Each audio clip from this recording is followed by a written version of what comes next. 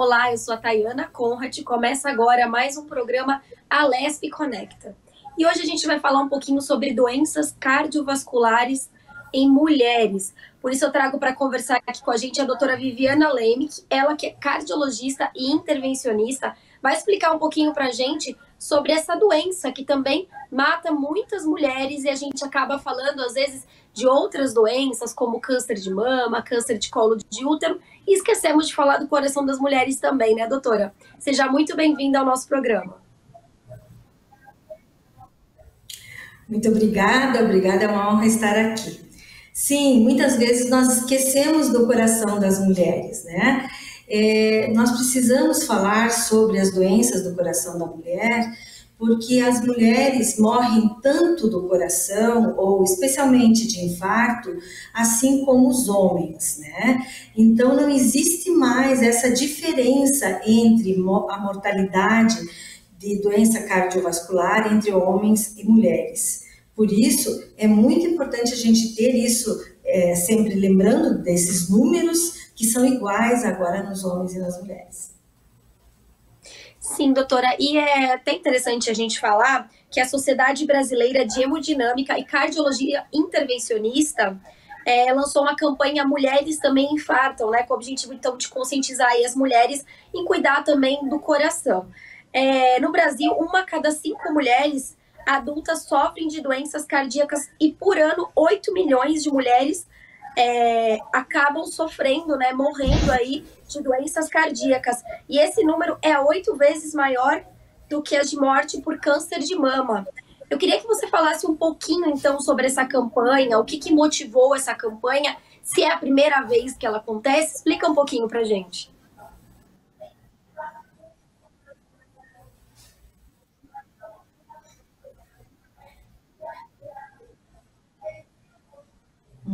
Muito prazer. Então, a Sociedade Brasileira de Cardiologia Intervencionista e Hemodinâmica está preocupada com esses números, como citei anteriormente, que são iguais hoje à mortalidade dos homens e das mulheres por doenças cardiovasculares. Então, a sociedade resolveu fazer uma campanha que se chama Mulheres Também Infartam. Essa campanha, ela tem o objetivo de levar para o público em geral esses números e mostrar a importância das mulheres procurarem ajuda e cuidados com o seu coração, né? Esses números que você citou são muito impactantes, são verdadeiros para o mundo todo. Então, no mundo todo, quando se contabiliza as mortes por doenças do coração e compara, por exemplo, com as doenças como câncer de mama, então, doenças do coração em mulheres comparados com o câncer de mama, a nível global, as doenças cardiovasculares matam até 8 vezes mais do que o câncer de mama no mundo todo. Sim, 20% das mulheres morrem por problemas do coração, especificamente por doenças isquêmicas, como infarto do miocárdio.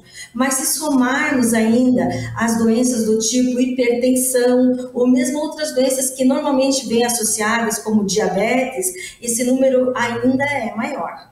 Então, por esse motivo, a sociedade foi motivada a fazer essa campanha, que hoje é uma campanha que está no Brasil todo, Mulheres Também Infartam, é uma campanha que está sendo apoiada pelo nosso grupo, que é o Grupo de Mulheres Intervencionistas, o Grupo MINT, e tem esse objetivo de levar esses números para a população em geral, chamando a atenção para que mulheres também infartam e ainda mais, que mulheres infartam tendo sintomas um pouco diferentes do que os homens.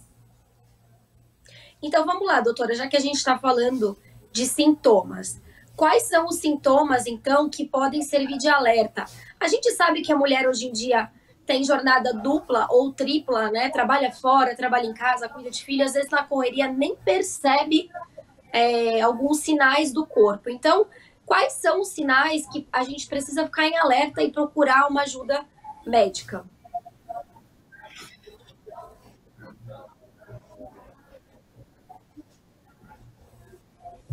Sim, então, a gente sabe que na maioria absoluta das vezes que ocorre um infarto, o infarto acontece, ele se manifesta com uma dor forte no peito. Essa dor normalmente ela é acompanhada por sudorese, por palidez.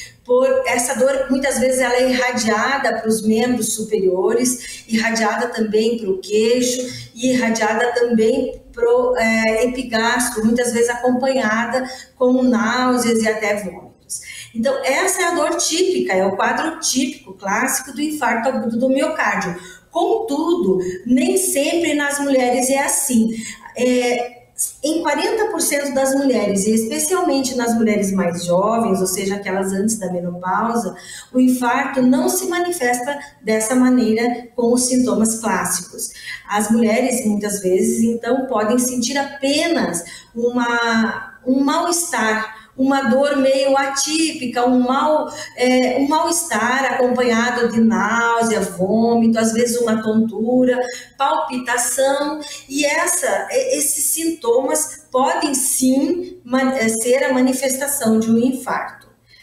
A preocupação maior das mulheres quando tem esse tipo de quadro atípico é especialmente naquelas mulheres que já têm alguns fatores de risco. O que são fatores de risco? Os fatores de risco são aqueles que, quando somados, acrescentam uma chance maior da pessoa, no caso aqui estamos falando das mulheres, ter problemas do coração. Quais são esses fatores de risco? Diabetes, hipertensão, obesidade, sedentarismo, tabagismo especialmente, né? E claro, a história familiar positiva, ou seja, quando a mulher já tem na família história de mãe, pai, irmãos que já tiveram um infarto ou que morreram subitamente antes dos 60, 65 anos. Doutora, e se a gente tiver que classificar aí uma faixa etária em que as mulheres acabam tendo mais riscos de doenças cardíacas, qual seria essa faixa etária? Existe um número aí, não sei se vocês já têm algum tipo de estudo que mostra em qual idade as mulheres costumam ter mais problemas cardíacos ou não? Conta um pouquinho pra gente. Bem, classicamente também sempre foi estudado que as mulheres têm mais infarto ou têm mais chance de ter problemas no coração após a menopausa, né? Porque antes da menopausa, os hormônios femininos são hormônios, entre aspas, protetores das paredes das artérias, fazendo diminuir a chance de doenças cardiovasculares. Contudo, isso já não é mais realidade. Exatamente pelo fato daquilo que você falou, que hoje em dia as mulheres têm uma dupla, uma tripla jornada de trabalho, têm mais estresse, fumam mais, têm menos tempo de fazer atividade física, tudo isso fez com que elas se igualassem aos homens também nos riscos de doença cardiovascular.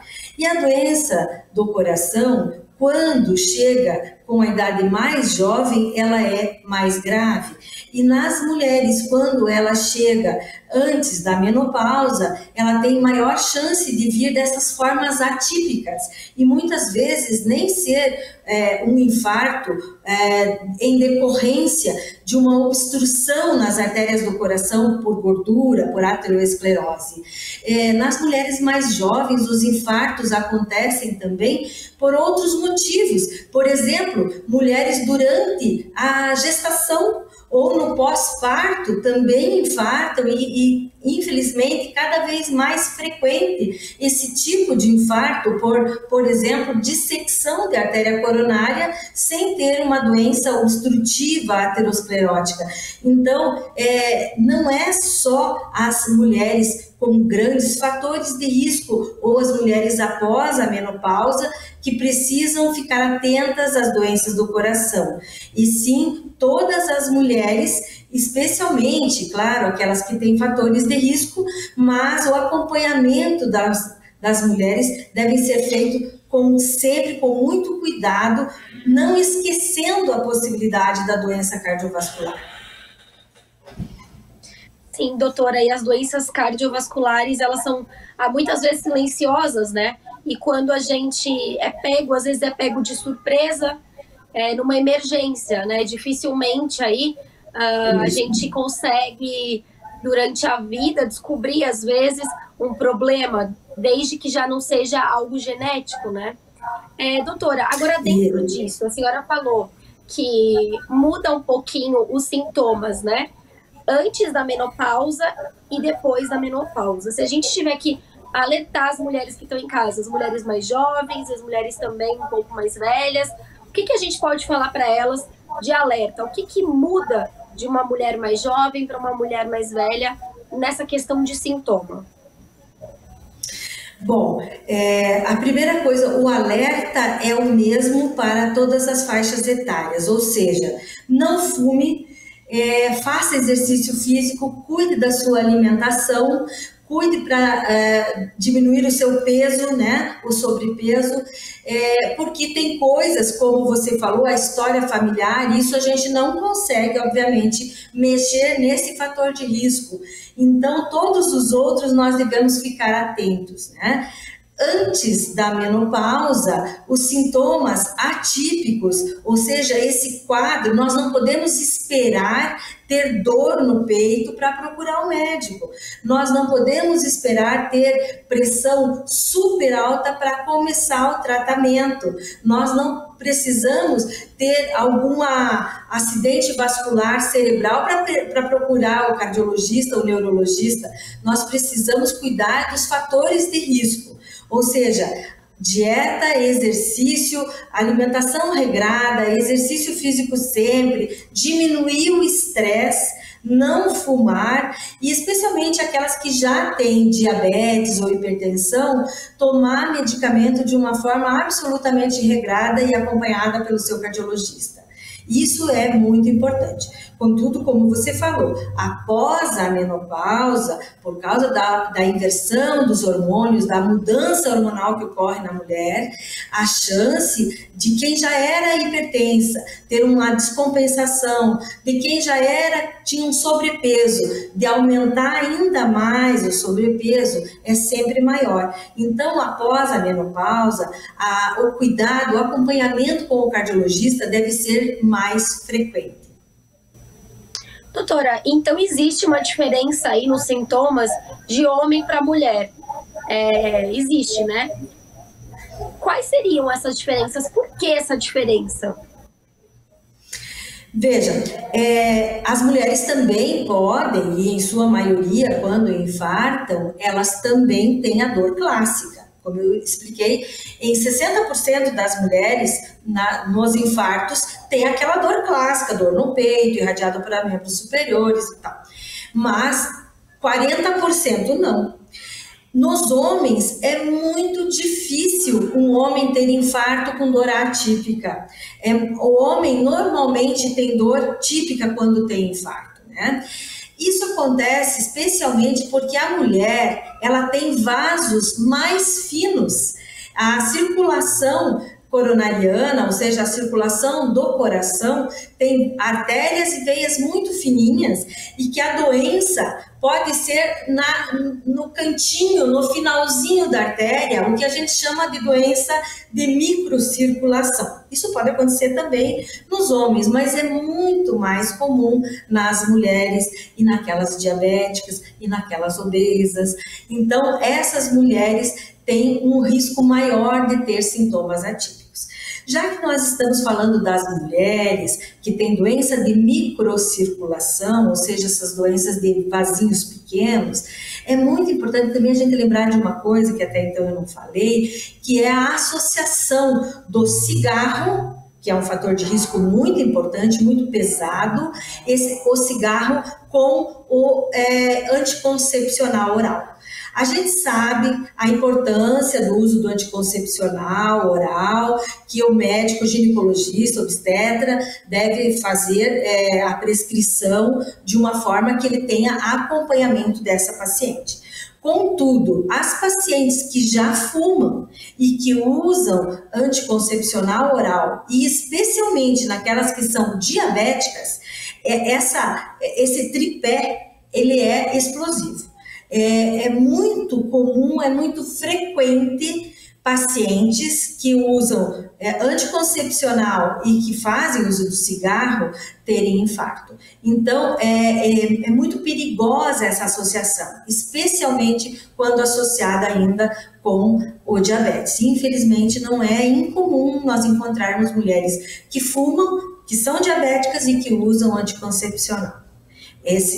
Essa associação, ela deixa o sangue, entre aspas, mais grosso e faz com que aumente a chance de formar coágulos, levando a chance maior de complicações cardiovasculares. Doutora, então só para a gente deixar bem claro, não é que o anticoncepcional seja um fator de risco.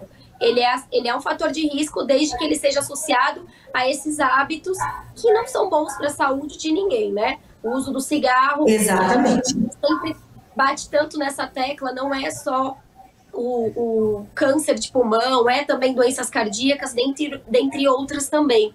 Então, só para a gente deixar claro para quem está em casa, não é que o anticoncepcional faça você ter risco maior de infarto, é isso, né?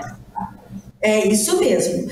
A associação do anticoncepcional oral com o diabetes e com o cigarro é uma associação perigosa. Se houver a necessidade muito evidente e única de que aquela paciente que já é diabética precisa usar anticoncepcional oral, não existe outro método de anticoncepção para aquela mulher, ela deve ser acompanhada bem de perto. Ou seja, anticoncepcional oral não é uma coisa que a mulher pode ir na farmácia comprar e escolher qual. Não, isso deve ser feito com uma indicação médica. E quando é uma paciente já com fatores de risco cardiovascular, essa indicação deve ser também orientada pelo cardiologista. Agora, doutora, vamos entrar um pouquinho no assunto de pessoas, de mulheres que já têm algum tipo de doença cardíaca, seja ela mais séria ou mais simples. Vamos supor no caso de uma paciente que tenha prolapso mitral. Desculpa se eu estiver falando errado o nome. E ela estiver usando também o anticoncepcional via oral. Isso é um fator de risco ou não? Qual é o cuidado da mulher que já tem esse tipo de doença cardíaca? Qual é o tipo de cuidado maior que ela tem que ter, além de passar sempre, né, no cardiologista? Isso. Bom, o prolapso da válvula mitral, você falou certo, ela é uma alteração da válvula mitral, na verdade, das cordoalhas, das cordinhas que seguram a válvula mitral. E quando essas cordinhas são muito grandes, a válvula ela entra no interior do átrio esquerdo, fazendo com que possa voltar um pouquinho de sangue do ventrículo esquerdo para o átrio esquerdo. O prolapso da válvula mitral, ela é uma alteração muito comum, quase 30% das pessoas têm. Contudo, nas mulheres e nas mulheres jovens, isso costuma dar alguns tipos de sintoma, como palpitação, como até dor no peito. Mas, normalmente, o prolapso de válvula mitral não tem maiores complicações. Contudo, deve ser acompanhado sim pelo cardiologista, porque depende do tamanho desse prolapso, né? Na maioria dos prolapsos não precisa nem tomar medicamento. Contudo, em alguns prolapsos precisa tomar sim algum tipo de medicamento, até antiarrítmico, e em alguns prolapsos deve ser cuidado até, por exemplo, quando vai fazer algum tipo de cirurgia, usar algum tipo de antibiótico antes, mas essas decisões são indicações do cardiologista que conhece aquele prolapso daquela paciente. Porque, como eu disse, o prolapso é muito frequente na população em geral. A maioria das pessoas que tem prolapso da válvula mitral não tem nenhum diagnóstico, não sabem ter. E muitas vezes queixas muito atípicas, como palpitações, dor em pontada no peito, podem ser causadas por prolapso de válvula mitral. Doutora, assim como o prolapso, existem outras doenças também, né? O sopro do coração. Mulheres que têm esse tipo de doença já pré-existente, elas têm que tomar um cuidado maior, né? Qual seria esse cuidado maior? O sopro, ele é a manifestação que o médico ausculta, né, com o estetoscópio, é o barulhinho da passagem do sangue pelas válvulas do coração. Então, esse sopro, ele pode ser desde fisiológico, um sopro normal, especialmente em crianças, é muito comum ter sopros fisiológicos que não são em decorrência de nenhuma alteração da válvula, de nenhuma doença da válvula, mas às vezes existem crianças que precisam de acompanhamento para ver se aquela válvula vai se desenvolver normal e que a maioria desses sopros acabam desaparecendo. Contudo, o sopro que chama atenção, ou que quando os adultos falam, eu tenho um sopro, normalmente esse sopro acontece por alguma má formação da válvula, ou essa má formação destas válvulas é uma má formação congênita, ou é uma má formação porque a válvula ficou doente por causa de uma inflamação, ou seja, essa válvula teve uma doença, no nosso meio a mais comum é a doença reumática, que é aquela que decorre de uma infecção na garganta e que daí essa inflamação acaba inflamando também as válvulas do coração e acaba deformando a válvula. Se essa válvula deformada, ela não consegue mais fazer a sua função corretamente. Qual que é a função das válvulas do coração? É abrir e fechar. Abrir e fechar. Então, quando o coração bate, tem algumas válvulas que precisam fechar para o sangue não voltar para o pulmão e tem outras válvulas que precisam abrir para o sangue sair do coração para o resto do corpo. Então, essas válvulas devem abrir e fechar toda a batida do coração, ou seja, o nosso coração é uma máquina perfeita que fica batendo, abrindo e fechando todas as válvulas. Nós temos 4 válvulas no coração que o tempo todo ficam abrindo e fechando. Ou seja, se essas válvulas estão mais endurecidas, elas não conseguem fechar direito ou elas não conseguem abrir totalmente, o sangue, quando passa por ali, faz esse barulho que a gente ausculta e que é o sopro, e que daí com esse sopro, esse paciente tem um sopro, eu preciso fazer outros exames para ter certeza o que está acontecendo com essa válvula e daí sim fazer um acompanhamento dessa doença valvar, que algumas vezes precisa só de um acompanhamento, como é o caso do prolapso da válvula mitral, na maioria absoluta das vezes é só um acompanhamento clínico, mas em algumas vezes as doenças valvares precisam de substituição dessa válvula, né? Precisa que essa válvula seja retirada e colocada uma outra válvula no lugar, que isso pode ser, na sua maioria das vezes, feito de forma cirúrgica, com uma cirurgia com abertura no peito, ou então, mais recentemente, uma troca valvar percutânea, ou seja, com um furinho na virilha, entra um catéter e substitui a válvula sem precisar abrir o peito. Então, vamos lá, doutora. Pessoas, então, não só mulheres, mas homens também, com esses pequenos defeitos no coração, precisam ficar mais alerta ainda, passar regularmente no cardiologista e jamais se automedicar, seja com anticoncepcional ou qualquer outra medicação, sem falar com o cardiologista e também não fazer nenhum tipo de procedimento cirúrgico sem antes ter uma cartinha do cardiologista, né?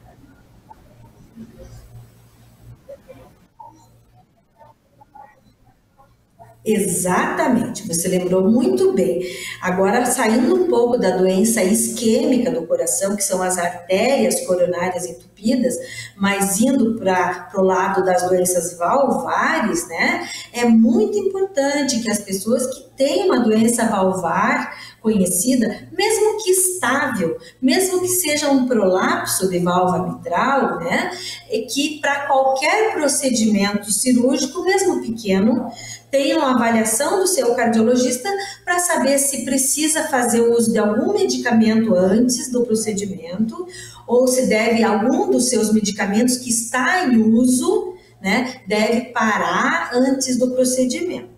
Porque em alguns casos, já aprofundando aqui, em alguns casos de doenças valvares mais severas, que os pacientes precisam usar, por exemplo, anticoagulantes, né, que são medicamentos que afinam muito o sangue, esses medicamentos podem originar sangramentos durante uma cirurgia. Então, obviamente, nos pacientes que usam esse tipo de medicamento, se vai fazer uma cirurgia, mesmo que pequena, mesmo que um tratamento dentário, ele precisa de uma avaliação do seu cardiologista para dizer, olha, pode parar um dia, 2, 5, precisa fazer exame, ou não pode parar, precisa tomar outro medicamento no lugar. Em alguns casos, o paciente não pode ficar nem um dia sem esses medicamentos, então o paciente precisa internar no hospital para tirar o medicamento anticoagulante e utilizar outros medicamentos que são feitos daí na veia para substituir e o paciente poder ser submetido a algum procedimento cirúrgico. Doutora, a gente voltando agora, né, para as mulheres, essa transição aí da pré-menopausa para a menopausa é realmente, então, a faixa em que a gente tem que ficar mais de olho na nossa saúde? Sim, com certeza. É uma fase difícil da nossa vida, porque é assim como a adolescência, né? Que existe uma explosão de hormônios, né? E que se manifestam muitas vezes por espinhas no rosto, por alteração do humor, né? A gente é muito conhecido isso, que os adolescentes se transformam, né? E assim como também acontece com a mulher madura. Quando entra na menopausa, os hormônios vão diminuindo, né? Os hormônios femininos vão diminuindo e assim também existem alterações de humor, alteração no seu hábito alimentar, fazendo com que ela comece a comer mais outros tipos de alimentos, com que ela fique muitas vezes depressiva, muitas vezes aumente o peso por esses fatores associados, né?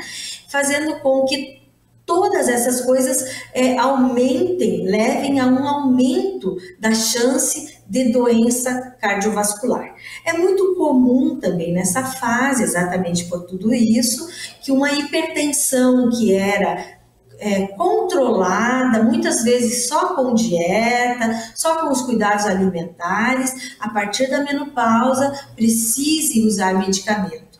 De um diabetes que era controlado com medicamentos mais leves, a partir da menopausa, precise de uma nova avaliação e muitas vezes outros medicamentos precisam ser iniciados. Então, realmente é uma fase difícil na vida da mulher, mas que desde que ela tenha o acompanhamento, já antes da menopausa, essa orientação, né, com o ginecologista, em contato com o cardiologista, essa fase é para ser uma fase absolutamente normal, natural da mulher, pensando que a partir daí tem ainda muitos anos de vida, cada vez mais anos de vida após a menopausa, com uma excelente qualidade de vida. E é esse um dos objetivos da nossa campanha, que a mulher tenha uma boa e uma excelente qualidade de vida, né, sem doença cardiovascular. Tá certo, doutora. Acho que a gente conseguiu aí tirar um pouquinho de dúvida de algumas mulheres que estão em casa e alertar também todo mundo que está em casa, homens e mulheres, sobre as doenças do coração. E eu queria então deixar aqui também o endereço, né, da campanha no Instagram, é @mulherestambéminfartam. Então você que está em casa, acessa lá o Instagram, @mulherestambéminfartam. Caso você não tenha tirado alguma dúvida aqui no nosso programa, acessa lá, que lá também você tem todas as informações da campanha e o que você precisa ficar de olho também no seu coração, né? Muito obrigada, doutora. Eu queria agradecer, então, esse tempinho que você tirou para conversar com a gente nesse assunto que é tão importante e que está matando tantas mulheres. Verdade. Muito obrigada. Em nome da Sociedade Brasileira de Hemodinâmica e Cardiologia Intervencionista e do Grupo MINT, Mulheres Intervencionistas, eu agradeço o espaço e espero todas vocês no nosso site, no nosso Facebook e no nosso Instagram. Tá certo, doutora. Muito obrigada e até uma próxima oportunidade. Muito obrigada. Estou à disposição. Esse foi mais um programa Alesp Conecta. Para você rever esse programa, acesse a nossa plataforma no YouTube da Rede Alesp. Muito obrigada e até o próximo programa. Tchau, tchau.